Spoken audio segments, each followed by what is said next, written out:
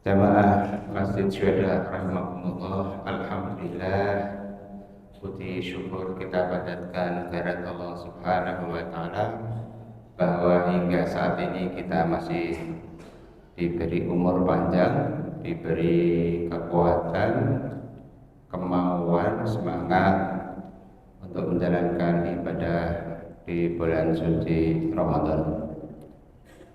Salawat dan salam semoga terlimpah atas Rasulullah Sallallahu Alaihi Wasallam dan para pengikutnya hingga akhir zaman. Mudah-mudahan kita semua termasuk pengikut setia Kanjeng Nabi Muhammad Sallallahu Alaihi Wasallam. Jemaah sekalian, bulan Ramadan adalah kesempatan buat kita semua untuk melakukan perenungan apa yang sudah kita jalani, apa yang sedang kita lakukan, dan apa rencana kita ke depan. Dalam hal ini Allah Subhanahu wa taala mengingatkan kita untuk menghitung-hitung persiapan kita untuk kehidupan mendatang. Allah Subhanahu wa taala berfirman dalam Al-Qur'an surat Al-Hasyr ayat 18 dan seterusnya, yakni penutup dari surat Al-Hasyr surat ke-59. A'udzu billahi minasyaitonir rajim. Bismillahirrahmanirrahim. Ya ayyuhalladzina amanu ittaqullaha wal tanzur nafsum ma qaddamat lighad wattaqullaha innallaha khabirum bima ta'malun. Wahai orang-orang yang beriman, bertakwalah kepada Allah, dan hendaklah setiap diri memperhatikan apa yang telah ia lakukan untuk hari esok, dan bertakwalah kepada Allah, sesungguhnya Allah Maha mengetahui apa yang kamu kerjakan. Jumlah dengan perintah berpuasa, la'allakum tattaqun, agar kamu bertakwa. Para ulama mendefinisikan takwa sebagai imtitsalul awamirillah wajtinabu nawahihi, melaksanakan perintah-perintah Allah dan menjauhi larangan-larangannya. Dengan demikian Allah Subhanahu wa taala menuntunkan puasa agar kita semakin mampu mentaati Allah, semakin mampu melaksanakan perintah-perintahnya, dan semakin mampu menjauhi larangan-larangannya. Ayat yang sedang kita kaji ini juga menyeru orang-orang beriman agar bertakwa kepada Allah, laksanakan perintah-perintah Allah dan jauhi larangan-larangannya. Pesan poin berikutnya, wal tanzur nafsum ma qaddamat lighad, hendaklah setiap diri memperhatikan apa yang telah dilakukan untuk hari esok. Hari esok yang terdekat, kalau sekarang Kamis, besok itu Jumat, besoknya lagi Sabtu, besoknya lagi Ahad, dan seterusnya. Tetapi di dalam Al-Quran, salah satu interpretasi dalam Al-Quran dan terjemahnya Kementerian Agama, kata hari esok itu dikasih keterangan dalam kurung akhirat. Jadi kalau kita baca ulang potongan bagian ayat ini, wal tanzur nafsum ma qaddamat lighad, hendaklah setiap diri memperhatikan apa yang ia telah lakukan untuk hari akhirat. Padahal jarak dunia dan akhirat mungkin tidak terkira. Saya ingin menginterpretasikan sebagaimana agenda di dalam kegiatan organisasi atau agenda pribadi-pribadi, keluarga dan sebagainya, perusahaan dan sebagainya, selalu ada program jangka pendek, jangka menengah, dan jangka panjang. Jangka pendeknya ya hari-hari ini kita, jangka panjangnya adalah hari akhirat, lalu jangka menengahnya kapan? Jangka menengahnya menurut iman saya adalah akhir hidup kita di dunia ini. Sidang jamaah tarawih Masjid Syuhada rahimakumullah, Kalau kita di pagi hari jam-jam tanggung, misalnya jam 9 pagi, lalu ya di masjid kampung itu ada assalamualaikum, itu biasanya sesudah itu inna lillahi wa inna ilaihi raji'un. Itulah jangka menengah kita. Oleh sebab itu patut kita untuk memperhitungkan apa yang sudah kita lakukan untuk hari esok, apa persiapan hidup kita untuk besok, dan apa persiapan kita untuk menghadapi hari akhir, di mana tidak seorang pun tahu kita akan mati kapan dan di mana. Lazimnya yang usianya lanjut itu meninggal lebih dahulu, tetapi kelaziman ini bukan persyaratan untuk meninggal dunia. Kemarin ada menantu kolega yang meninggal dunia. Dia sedang menempuh S3 di usia 31 tahun. Menurut informasi keluarga tidak sakit, tetapi ya meninggal dunia. Kalau ada orang sakit keras lalu meninggal dunia, dan orang yang sakit keras itu ya tidak tentu orang yang sudah usia lanjut. Bahkan bayi yang baru lahir pun bisa meninggal dunia. Oleh sebab itu ya renungan kita, batas antara hidup dan mati akhirnya demikian tipisnya.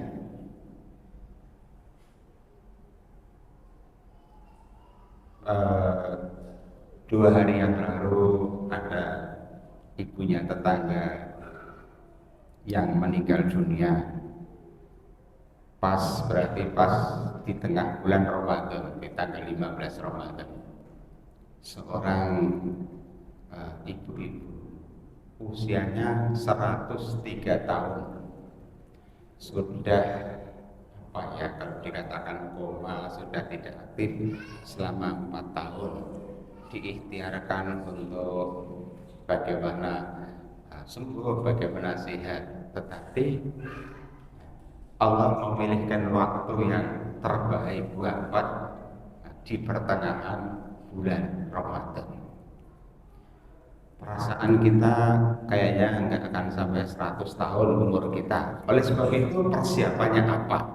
Nah, wal tanzur nafsu ma qaddamat lighad, hendaklah setiap diri melihat apa yang akan dilakukan untuk hari esok, bekal untuk hari esok. Maka seperti diungkapkan dalam peribahasa Jawa, wong urip ngenteni patine sajroning urip tata-tata pirantine. Lanjutan ayatnya wattaqullah, sekali lagi kita diingatkan untuk bertakwa kepada Allah. Innallaha khabirun bima ta'malun, sesungguhnya Allah Maha mengetahui apa yang kamu kerjakan. Ini sekaligus catatan buat kita, apapun yang kita lakukan hari-hari yang akan datang itu diperhatikan oleh Allah Subhanahu wa taala. Pada ayat berikutnya, wala takunu kalladzina nasullaha fa ansahum anfusahum ulaika humul fasiqun. Waspadalah, janganlah kamu seperti orang-orang yang lupa kepada Allah, lalu Allah menjadikan mereka lupa kepada diri mereka sendiri. Mereka itulah orang-orang yang fasik. Jadi kita diwanti-wanti jangan sampai kita melupakan Allah. Kalau kita melupakan Allah, nanti Allah menjadikan kita lupa akan diri kita sendiri. Kalau orang itu lupa akan dirinya sendiri, lupa sangkan paraning dumadi, lupa dia itu dari mana, di mana, dan tidak kemana, lalu ada kecenderungan orang itu melakukan apa saja yang dia mau,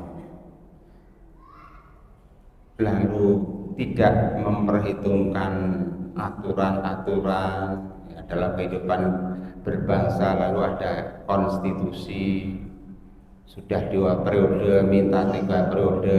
Nah, itu karena melupakan aturan-aturan. Sejauh aturan-aturan yang dibikin manusia itu paralel sejalan dengan aturan Tuhan, ya harus kita junjung tinggi bersama-sama. Kalau orang itu melupakan aturan-aturan Allah, dia akan cenderung berlaku semau-maunya. Ulaika humul fasikun. Fasik itu menurut sebagian ulama maknanya menyepelekan ajaran agama. Dikatakan menyepelekan ajaran agama itu orang itu sudah tahu aturan agama tapi tidak mau mengamalkan. Na'udzubillah. Oleh sebab itu pada ayat berikutnya jamaah sekalian, Allah Subhanahu wa taala memberitahu kita, la yastawi ashabun nari wa ashabul jannah. Ashabul jannati humul faizun. Tidak sama penghuni neraka dengan penghuni surga. Para penghuni surga itulah yang beruntung. Pada ayat yang pertama tadi, wal tangdur nafsuma qaddamat liqad, setiap diri hendaklah melihat apa yang telah dia lakukan untuk hari esok. Ini konteksnya hari esok yang terpanjang, yaitu hari akhirat. Mengapa pada pembukaan ayat ini yang disebut duluan adalah penghuni neraka? Tidak sama penghuni neraka dengan penghuni surga. Secara tidak langsung ayat ini menyiratkan kalau orang itu melupakan Allah, akibatnya ia akan lupa akan dirinya sendiri. Kalau orang itu lupa akan dirinya sendiri, maka dia termasuk orang yang menyepelekan ajaran agama. Kalau orang itu menyepelekan ajaran agama, tempatnya kelak itu adalah neraka. Na'udzubillah. Kalau orang itu waspada akan hari yang akan datang, maka tempatnya adalah surga. Ini adalah nas, ini adalah firman Allah Subhanahu wa taala yang tidak bisa ditawar-tawar.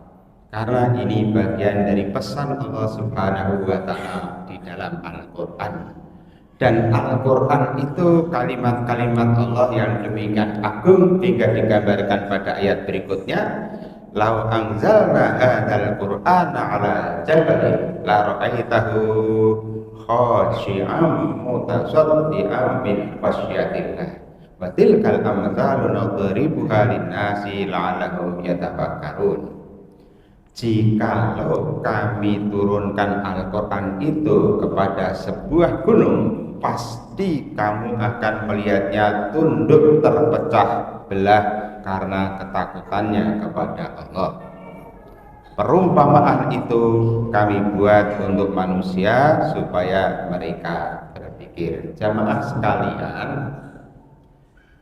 pesan-pesan yang telah kita bacakan ini betul-betul firman Allah di dalam Al-Quran. Betapa gunung-gunung akan hancur berantakan bila mana Al-Quran diturunkan kepada gunung-gunung itu. Dan Al-Quran diterima mandat untuk mengamal itu oleh manusia. Maka dalam ayat tertentu dikatakan bahwa innal insana karena dulu menjahula, sesungguhnya manusia itu makhluk yang aniaya dan bodoh. Jamaah sekalian, apa hubungan antara ayat pertama, kedua, dan ketiga serta keempat? Ini benar-benar pesan dari Allah Subhanahu wa taala di dalam Al-Quran. Siapa yang berpegang teguh kepada Al-Quran maka dia akan selamat. Siapa yang tidak berpegang teguh kepada pesan-pesan Allah akan menanggung akibatnya. Supaya kita tidak lupa diri, maka pada ayat berikutnya kita dihubungkan dengan Allah Subhanahu wa taala. Beberapa ayat 1, 2, 3 ayat itu tentang Asmaul Husna. wallahu alladzi la ilaha illa huwa alimul ghaibi wasyahadah warrahmanur rahim. Dialah Allah yang tiada Tuhan selain Dia, yang mengetahui yang gaib dan yang nyata. Dialah yang Maha Pemurah lagi Maha Penyayang. Maka mungkin kita melupakan Allah, sedangkan Allah adalah zat yang Maha Kuasa, yang mengadakan kita, yang kepadanya kita akan kembali. Ini harus kita pegang teguh. Ayat berikutnya mempertegas wallahul ladzi la ilaha illa huwa al-malikul qudusus salamul mu'minul muhaiminul azizul jabbarul mutakabbir subhanallahi amma yusyrikun. Dialah Allah yang tiada Tuhan selain Dia, Raja yang Maha Suci, Maha Sejahtera, Maha mengaruniakan keamanan, Maha memelihara, Maha Perkasa, Maha Kuasa, memiliki segala keagungan. Maha Suci Allah dari segala yang mereka persekutukan. Dan surat Al-Hasr ditutup dengan rangkaian Asmaul Husna juga. Wallahul khaliqul bari'ul musawwiru lahul asmaul husna yusabbihu lahu ma fis samawati wal ardh wa huwal azizul hakim. Dialah Allah yang menciptakan, yang mengadakan, yang membentuk rupa, yang mempunyai asmaul husna. Bertasbih kepadanya apa yang di langit dan di bumi. Dialah yang Maha Perkasa lagi Maha Bijaksana. Kita hubungkan ayat pertama hingga ayat yang terakhir, bahwa kita semua diseru untuk bertakwa kepada Allah dan menghitung-hitung persiapan kita untuk menghadapi kehidupan yang akan datang, baik hari esok yang terdekat, yang menengah maupun yang jangka panjang. Dan kita diingatkan jangan sampai kita lupa kepada Allah. Allah lah al-malikul qudusus salamul mu'minul muhaiminul azizul jabbarul mutakabbir. Kita kutip salah satu dari Asmaul Husna, al-musawwiru, yang membentuk rupa. Mari kita renungkan semua penduduk bumi yang sekarang ini hampir 8 miliar. Tidak ada yang wajahnya sama, walaupun wajahnya seukuran ini saja. Dan hari-hari ini kepolisian internasional, ya Interpol, itu masih mengandalkan yang namanya sidik jari tangan kita, wabil khusus sidik jari jempol kita tangan kiri. Apa rahasianya? Di satu sisi karena semua percaya bahwa walaupun ibu jari kita hanya seukuran ini, tetapi tidak ada penduduk bumi yang ibu jarinya, sidik jarinya sama. Jadi kalau sidik jari kita dicap, ya cap jempol, apakah itu untuk KTP, apakah itu untuk paspor atau tanda pengenal yang lain, itu insya Allah tidak bisa dibohongi. Makna yang kedua adalah itu pertanda bahwa Allah Subhanahu wa Ta'ala punya rencana tertentu untuk masing-masing kita. Oleh sebab itu, kita menjalani hidup ini tidak lain adalah menapai jejak-jejak menuju rencana Allah Subhanahu wa Ta'ala yang terbaik untuk kita. Orang bijak berkata, seorang pelukis Pablo Picasso, masing-masing kita hendaklah menemukan passionnya, menemukan bakat terbaiknya, lalu berkarya dan mengabdi kepada sesama dengan bakat yang dianugerahkan oleh Allah Subhanahu wa Ta'ala. Oleh sebab itu, jangan sampai di antara kita merasa rendah diri, merasa tidak berdaya, merasa tidak berharga, karena setiap orang bisa berjasa bagi orang lain, karena setiap orang bisa meringankan beban saudara-saudaranya sesuai dengan kapasitas kita masing-masing. Mudah-mudahan dengan puasa Ramadan ini meneguhkan iman kita, menguatkan hati kita, meneguhkan tekad kita untuk menjalani kehidupan yang lebih baik, tapi juga bukan hanya untuk diri kita sendiri, tapi juga untuk masyarakat di sekitar kita, dan yang lebih luas lagi adalah untuk kemaslahatan bangsa dan negara Republik Indonesia. Jangan lupa berdoa selalu untuk keselamatan dan bangsa Indonesia pada masa-masa yang akan datang, dan juga kita berharap dan berdoa mudah-mudahan Allah memberikan presiden yang terbaik untuk bangsa Indonesia. Aku qouli hadza wa astaghfirullahal azim li wa lakum min kulli dhanbin innahu huwal ghafurur rahim. Rabbana atina fid dunya hasanah wa fil akhirati hasanah wa qina adzabannar. Walhamdulillahirabbil alamin. Wassalamualaikum warahmatullahi wabarakatuh.